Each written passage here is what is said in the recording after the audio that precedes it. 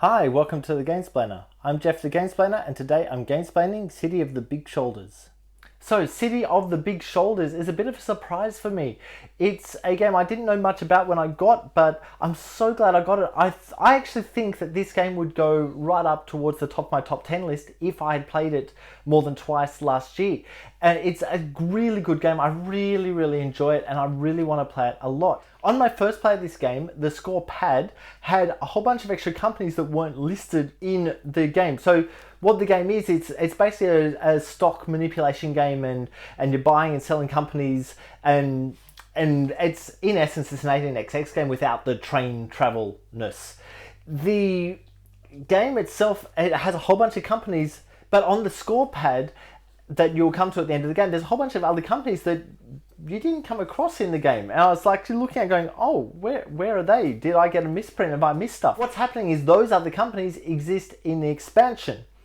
In fact, the expansion has 5 other companies. It has cardboard money instead of paper money.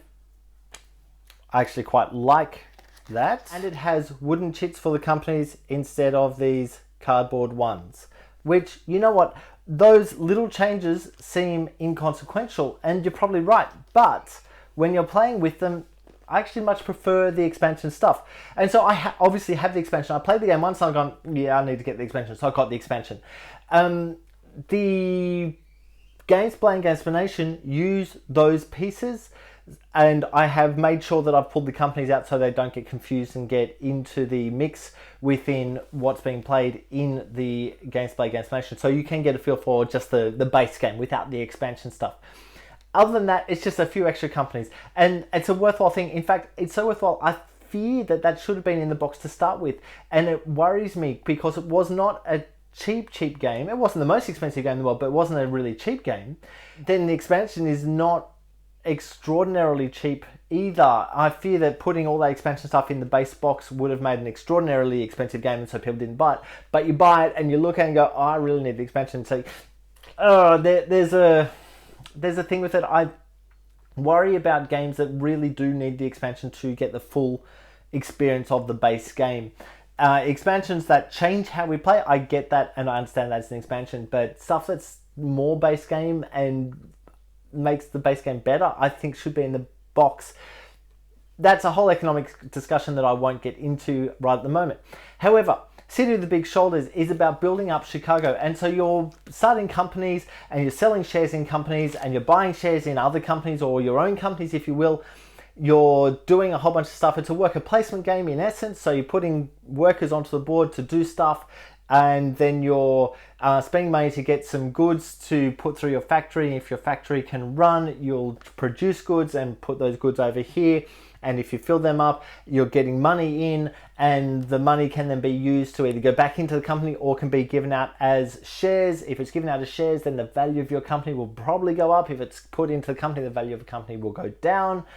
There's a whole bunch of stuff going on. In fact, you can even sell shares that you have previously purchased. That is not something I've touched on really in the Gamesplay or Gamesplanation because I just don't do it. There is a limit on how many share cards you're able to have. And so that again is something that it doesn't really come into much, but just a little bit. So there's a couple of extra things to think about that I didn't really go into simply because I don't touch them too often. I've played this game a few times with my wife, who I've said before doesn't like mathy games. She really enjoyed it.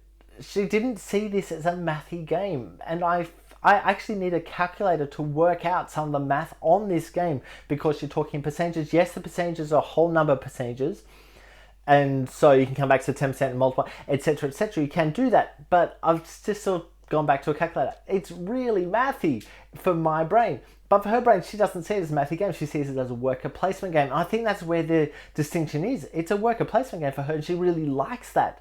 Really likes that type of game, and this game works for her.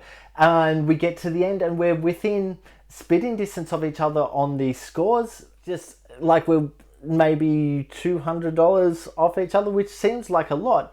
But when you think that the bonus cards at the end for doing something will give you an extra $200, it's actually just one of those cards off each other. can make the difference between winner and loser, which is actually really good because quite often I find that bonus stuff doesn't make that big a difference on the game. In this case, it probably actually does. So look, I really enjoyed this game. I think it's a wonderful game. I think you should have a look at it. Please have a look at my Gamesplaned Gamesplanation to get a feel for how the game plays, if it's something that would sit really well with you, or if it's something that wouldn't sit well with you. If you have any games that you would like to be Gamesplaned, please shoot me an email at thegamesplainer@gmail.com. Follow me on Instagram or Twitter at thegamesplainer to keep up to date with the games I'm playing. Subscribe to my videos to keep up to date with the games I'm gamesplaining. And until next time, enjoy gaming.